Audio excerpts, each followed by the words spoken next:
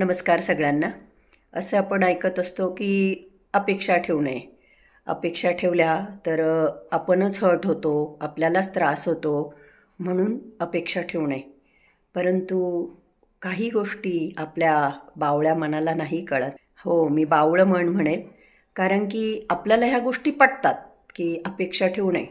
तरी पण हे बावळं मन अपेक्षा ठेवतं.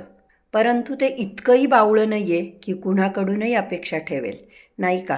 मनालाही कळतं की कुणाकडून अपेक्षा ठेवाव्या आणि कुणाकडून अपेक्षा ठेवू नये. आपण ज्यांच्यासाठी काही केलेलं असतं, झिजलेलो असतो, ते आपल्या ह्या मनाला चांगल्या प्रकारे माहीत असतं आणि म्हणून हे मन त्याच लोकांकडून अपेक्षा करतं ज्यांच्यासाठी आपण काहीतरी केलेलं असतं, नाही का? तर जीवनामध्ये अनेकदा असे प्रसंग येतात जेव्हा आपली इच्छा नसते, परंतु आपलं बावळं मन मात्र अपेक्षा करत असतं.